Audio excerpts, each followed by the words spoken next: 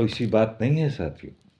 कुछ लोगों को मैं फील्ड में कहा जा रहा है कि अंशु तिवारी तो कोई टिकट के लिए कर रहा है। अंशु तिवारी तो इतना पैसा आ जाएगा अंशु तिवारी के पास कि शायद वो ज़मीन में नहीं धरती में 44,000 40,000 लोग फॉर्म भरे हैं। सब लोग अगर 250 रुपये का सहयोग करते हैं तो 40-50 लाख रुपया हो जाएगा। मैं उन तमाम सभी साथियों को बता देना चाहता हूँ कि आपकी मुरादें ज़रूर पूरी होगी, लेकिन अंशु तिवारी कभी एमपी और एमएलए और किसी भी पार्टी का टिकट के लिए प्रोग्राम नहीं कर रहा है मेरे साथियों। अगर उनकी दिल में थोड़ी सी भी जगह है, थोड़ी सी भी ग्रामीण चिकित्सकों के प्रति आस्था है, अगर उनकी मजबूरी को समझते हैं, तो उन्हें जानकर बहुत खुशी होगी कि आज उनके बीच मात्र अभी पूरे बिहार में अगर फॉर्मेट लोग संकल्प लिया है तो 1200। अंशु तिवारी संख्या से नहीं घबराता है। अगर कोई सोच रहा है कि 1200 ही फार्म आया है, संकल्प पत्र आया है, 2000 ही आया है, तो ये 2000 ही उनके लिए बहुत काफ़ी है मेरे साथियों। वो उन सभी लोगों पे 2000 का संकल्प पर भारी पड़ेगा जो आज सपना देख रहे हैं कि मैं किसी रास्ते से भटका दूं। किन लोगों ने तो इतना तक कर दिया कि अपने आप को शिक्षा विभाग हो गए, अपने आप को बहुत सारे विभागों को अपने समेट लिया मेरे साथियों। आपको जानकर बहुत खुशी होगी कि आपको आप पता करें, कुछ लोग आपको डायरेक्ट आपदा प्राधिकरण की नौकरी की बात करती हैं। मेरे साथियों थोड़ा अगल बगल झाँक लेना, अपना दादी नानी चाची दादी से पूछ लेना कि क्या आपके गांव में ऐसा कोई नौकरी करता हो जो आपदा प्रबंधन प्राधिकरण में नौकरी किया हो, रिटायरमेंट किया हो, उनको सैलरी मिल रहा हो। मेरे साथियों थोड़ा सा सोचने की ज़रूरत, थोड़ा अगल झाँको, थोड़ा बगल झाँको, अपने हित से पूछो, अपने रिलेशन से पूछो, अपने बुजुर्गों से पूछो कि क्या आपने विभाग में किसी को नौकरी करते हुए देखा है। उनकी ये हालत हो गई है, सभी लोगों की ये हालत हो गई है कि जैसे लगता है कि उन लोगों के बीच में कितनी बड़ी आपदा आ गई। खुद लोग आपदा का ट्रेनिंग दे रहे हैं और खुद अपने नहीं समझ रहे हैं कि आपदा को कैसे टाला जाता है। अंशु तिवारी आपके लिए आपदा नहीं है। अंशु तिवारी सरकार को दिखाना चाहता है मेरे साथियों। थोड़ी सी कभी भी अगर हिम्मत हारे तो अपने सरकारी इस अस्पताल में चल जाना मेरे साथियों। अंशु तिवारी किसी भी बात का प्रमाण के साथ बात करता है कि अगर सरकार को एक 50 रोगी देखने में अगर 50 लाख नहीं खर्चा करना पड़ रहा होगा तो इस बातों को काट देना मेरे साथियों। जाके चिकित्सा प्राधिकारी आपके बीच में रहते हैं कि वो कितनी, अगर सर्दी खांसी माथा दर्द पेट दर्द थोड़ी सी भी हल्की इन्फ्लूएंजा प्राथमिक उपचार भी करने पर सरकार को कितना खर्चा पड़ता है और आप कितनी बड़ी शक्ति हैं सरकार का, आज तक आपको किसी ने बताया नहीं मेरे साथियों।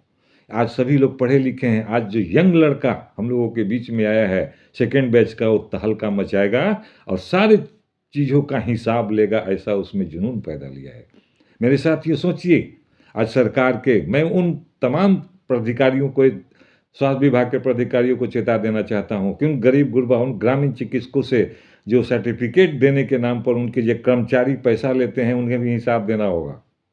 मैं इस मुहिम में भी लगा हूं।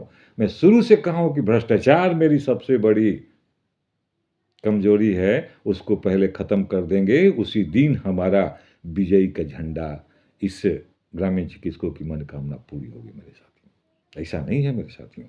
आप हो सकती हो, आप पहचानो अपने आप को।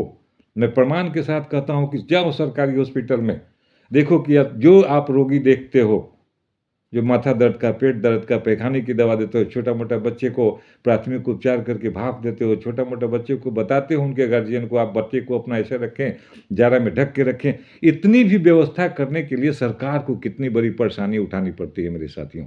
अगर आज 70 वर्षों से ये परंपरा चली आ रही है, कोई नई परंपरा नहीं है, लेकिन इस परंपरा में हरदम ऐसे ऐसे लोगों का एंट्री हुआ है जो रास्ता को भटका दिया है, सही मार्गदर्शन नहीं बताया है, सरकार का दलाली किया है और लोगों नोटों का चमचागिरी किया है।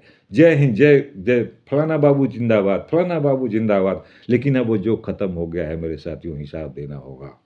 ये अंशु तिवारी का वादा है। अंशु तिवारी इसी तरह नहीं खटता है।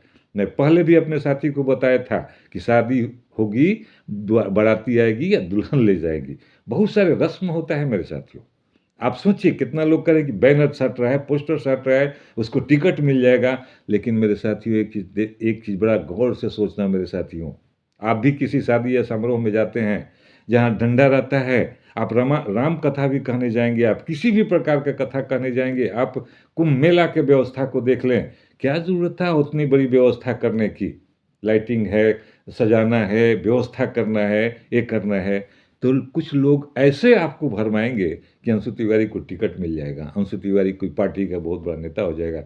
लेकिन इस अपने वीडियो के माध्यम से आप मेरे साथियों, आप लोगों के बीच में अंशु तिवारी कसम खाता है, अंशु तिवारी का एक ही लक्ष्य है कि प्रशिक्षित ग्रामीण चिकित्सकों को स्वास्थ्य विभाग में नियोजन दे सरकार। इसके अलावा कोई भी आपके बीच में कभी भी शिकायत नहीं आएगा कि अंशु तिवारी आज जो 4 व्हीलर से चलता था मेरे साथियों, आज 2 व्हीलर से अंशु तिवारी चलता है, जो आपने देखा होगा। लोग के कहने से मैं नहीं चलता हूँ, मैं अपनी व्यवस्था को देखता रहा हूँ, मैं अपने अपने उस व्यवस्था को देख रहा हूँ जो मेरी पैसे बचेगी, मेरी ताकत हो, पैसे बेचेगी, मेरी ताकत होगी। लड़ाई लंबी है, लड़ाई सरकार से लड़नी है मेरे साथियों। जागो मेरे साथियों, जागो, अभी नहीं तो कभी नहीं। 2025 में खाओ कसम, हम स्वास्थ्य विभाग में नियोजन लेके रहेंगे हम। जय हिंद मेरे साथियों, जय भारत। आपका अंशु तिवारी, आपका चौकीदार आपके साथ पल पल है और रहेगा, और वो काम करके दिखाएगा जिसे आप देखते हैं बड़े बड़े धीरू भाई अंबानी की शादी में खर्च होती है, डेकोरेशन होता है। वही चीज़ हम ग्रामीण चिकित्सकों को, सरकार को डेकोरेशन करके दिखा रहे हैं, सरकार को पहल करके दिखा रहे हैं कि हम में भी वही आस्था, हम में भी वही आक्रोश है। आज बिहार के मुख्यमंत्री हैं, जा रहे हैं जनता के बीच में अपने काम को, उपलब्धियों को बताने के। हम अपनी सब बिहार के सरकार के स्वास्थ्य विभाग के आला